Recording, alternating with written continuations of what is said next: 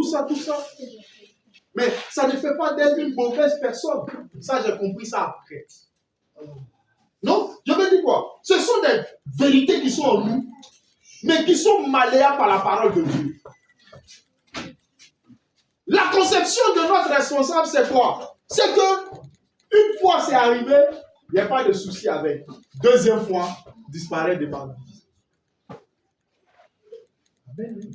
Mais une fois, ça peut arriver. Ça peut être l'objet d'une erreur. Mais deuxième fois, ça peut être encore une erreur. C'est pourquoi il faut faire ce travail excellent sur soi-même, de prendre le temps d'étudier et de comprendre les circonstances dans lesquelles les choses se sont passées. C'est très important. Ça va vous permettre de prendre de bonnes décisions. Comment ça peut arriver?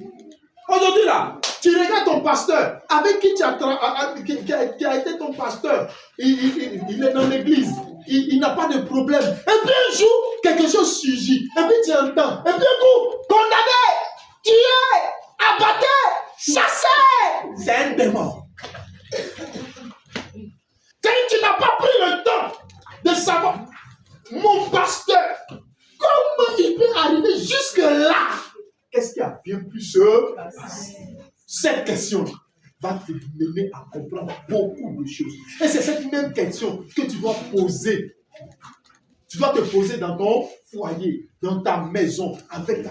Comment ça a bien pu arriver? Qu'est-ce qui s'est passé? Ma femme, elle est restée dehors jusqu'à cette heure. Elle ne m'a pas appelé, mais ça n'est pas dans ses habitudes. Quand même elle commence à durer, je commence naturellement à m'inquiéter. Qu'est-ce qui se passe? Je tente de la joindre et ça ne passe pas. Mais je cherche des gens. J'appelle partout pour que j'ai au moins une information qui me tranquillise. Et je n'ai aucune information. Et à 4 h du matin, elle arrive toute souilleuse.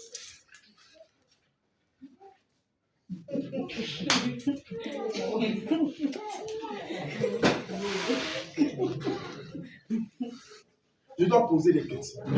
Pourquoi? Comment ça s'est passé? Peut-être même que le problème, ça peut être toi-même. Peut-être que sur le côté, tu as négligé pas mal de choses. Ok, tu n'as pas fait attention. Quand tu vas te poser la question pourquoi, ce pourquoi-là va peut-être te permettre de te remettre toi-même en cause. Il y a des gens, ils sont dans leur maison avec leurs parents. Mais on ne dirait même pas qu'il y a quelqu'un dedans. De toute façon, il est rentré le soir. C'est comme ça qu'il sort le matin. À peine même il salue, à peine même il prend les nouvelles, à peine même il cause, à peine monsieur est là-bas, madame est ici, monsieur est là-bas, madame est ici. Ça, c'est les foyers de 1800. Le foyer de 1800, là, c'est comme ça que ça fonctionnait. Femme est toujours dans la cuisine, en train de piler riz, en train de faire ceci, en train de faire cela. Même quand elle est en train de trier son riz, son mari il est en train de jouer à Wallet, du dos, 23, 4, 6, 9 ans. Mais les foyers d'aujourd'hui, les gens vont marcher ensemble. Tranquille.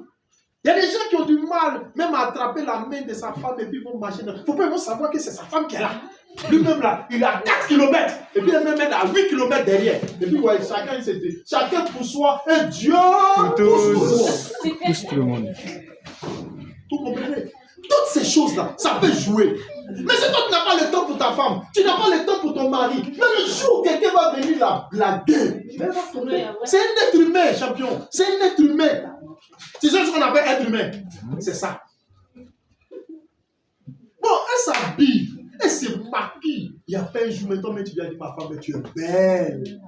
Alléluia. Et puis un homme qui marche quelque part avec de mauvaises intentions, dit nous, madame, est-ce que vous réalisez? Il y a des gens qui sont mauvais.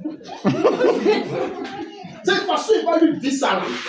Elle-même, elle est tournée. C'est rien. Depuis, elle-même, elle est dans le foyer là même là. Elle n'a jamais vu ça. Avec toute la tête. Mais madame, est-ce que vous savez que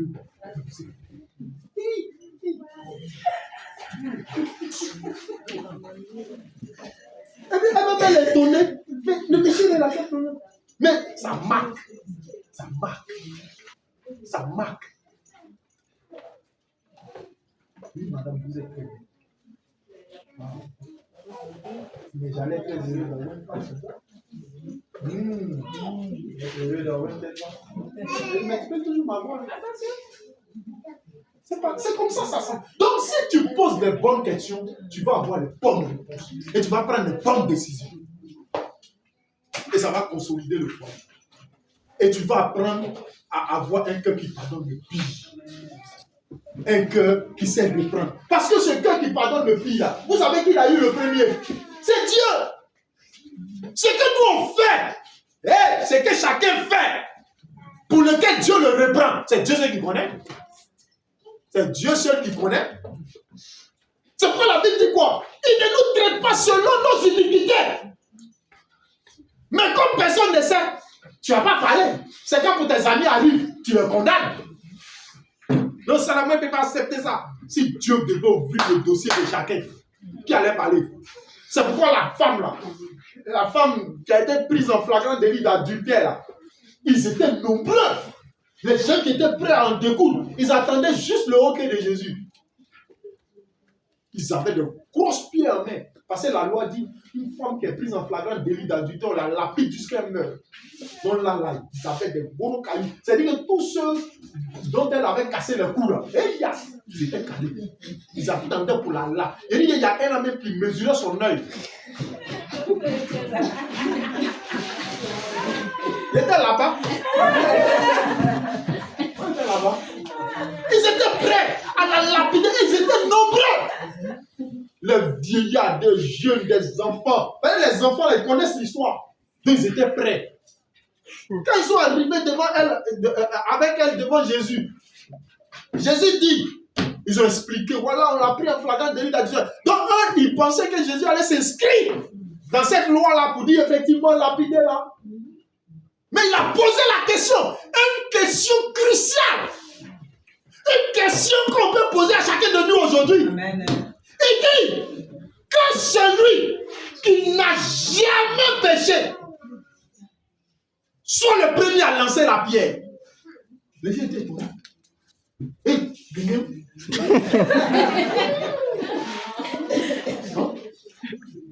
C'est-à-dire que quand Jésus parle comme ça, là, ta conscience, ça ramène tout quoi. Mais c'est calé. Il dit comment tu vois les fautes, les couloirs, les points, les repoints. Et puis comment tu dis c'est-à-dire qu'à la place de cette femme, c'est toi qu'on devait lapider. Donc quand ça s'est passé quoi? Chacun a commencé à déposer sa pierre. Là, la papa, ils vont dire que c'est moi un pécheur. Dépose ça. Les gens ont disparu sans savoir. Celui même qui était à côté ne savait pas que son ami partait. Donc, ça pousse à se poser la question. Donc, attends. Jésus là, il a comment? C'est comment? Que celui qui n'a jamais péché soit le premier à lancer la pierre. Donc, ça veut dire que nous tous on est pécheurs, quoi. C'est toi qu'on n'a pas encore vu là. C'est toi qui es simple. Un cœur qui pardonne, un esprit qui oublie le mal. Ton esprit doit oublier le mal. Ton esprit ne doit pas attraper. Il y a des gens qui sont rancuniers. Rancunier numéro 1, number 1. Il ne faut pas être rancunier. Avec un cœur, tu adores Dieu. Et puis avec un cœur, tu es rancunier. Les gens respirent la rancœur. Ils respirent la rancœur. La rancœur. Elle m'a fait ça. Il y a un monsieur qui a trompé sa femme. Et la femme avec qui il a trompé sa femme est dans l'église et ils sont ensemble dedans en train de prier.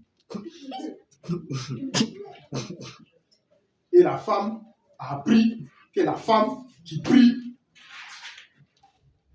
son mari l'a trompé avec elle. Un cœur qui pardonne, un esprit qui oublie, le mal, pour que tu puisses bien adorer le Seigneur. On dit adorer le Seigneur. Et puis elle est à côté, puis elle voit la soeur là qui est en train d'adorer.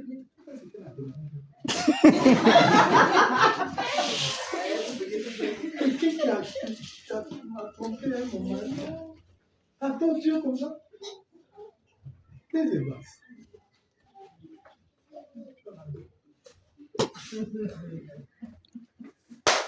Ouais, les amis, il y a beaucoup de choses. Que Dieu te donne un cœur qui pardonne et un esprit qui oublie. C'est pour ton propre bien. Amen. Écoute-moi bien. Je veux parler à une femme, je veux parler à un homme. ta vie ne s'arrête pas à la mauvaise vie d'un homme ou d'une femme. Alléluia.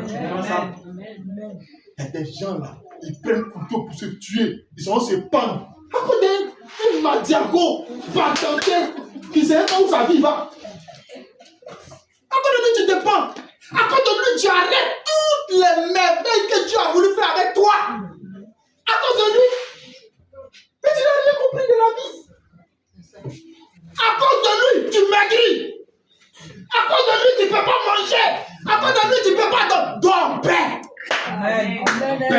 Paix, dors. C'est pourquoi on prie pour lui. Donne-moi un cœur qui pardonne, un esprit qui oublie le mal. Il va te donner cancer. Il va te donner cancer. Cancer de ulcère. Et toi, si tu es là.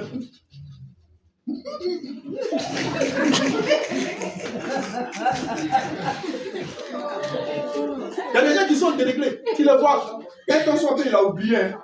Et puis un coup, ça vibre.